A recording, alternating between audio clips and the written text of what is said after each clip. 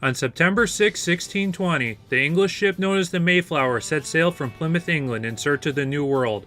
On board was approximately 130 passengers, including 30 crew members. The passengers were later known as the Pilgrims. Also on board was food, clothing, weapons, tools, and all kinds of other items needed to survive and start their plantation on the other side. The voyage across the Atlantic lasted 66 days. The Pilgrims originally intended to land at the mouth of what's now known as the Hudson River. Unfortunately, due to rough seas, they were forced to land at the northern tip of Cape Cod on November 9th. For a month and a half, the Pilgrims explored Cape Cod, deciding where to build their plantation. On December 25, 1620, construction began on their first buildings in what is now known as Plymouth, Massachusetts. The rest, as they say, is history.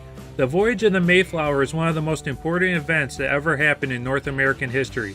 So important that there's even a roller coaster named after its incredible journey. I'm Patrick of CoasterFanatics, and today I'm bringing you a POV and full review of the Voyage. This coaster opened in 2006 and is a massive wood coaster built by the Gravity Group. Its max height is 159 feet, with a drop of 154 feet and a top speed of 67 miles per hour. Voyage features 6,442 feet of track for a total ride time of 2 minutes and 45 seconds.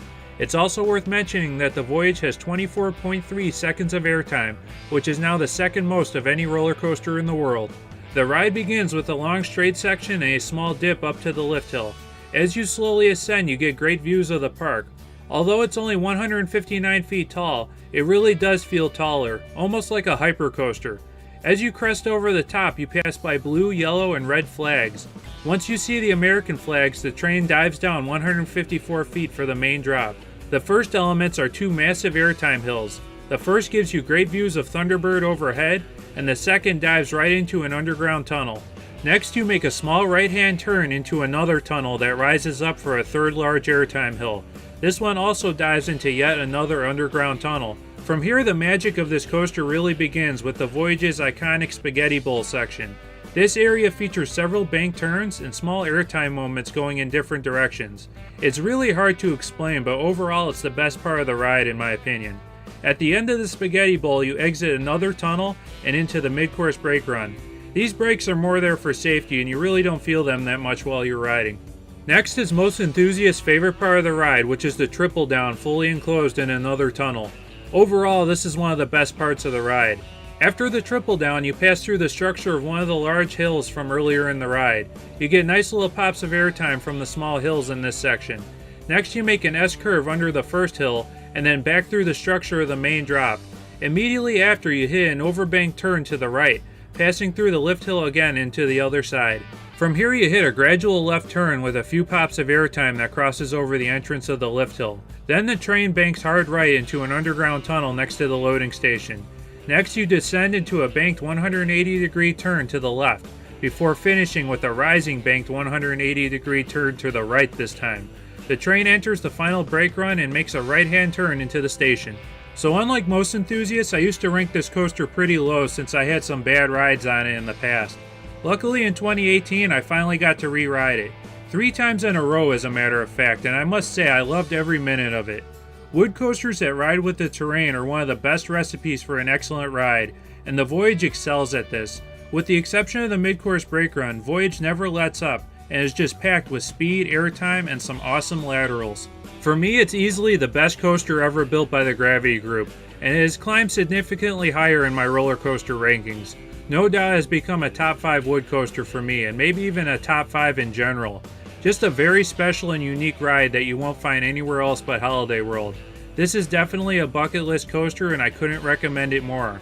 From what I hear, it puts out an amazing night ride as well that I hope to experience in 2019. Alright, now sit back, hold on tight, and enjoy your ride on the Voyage.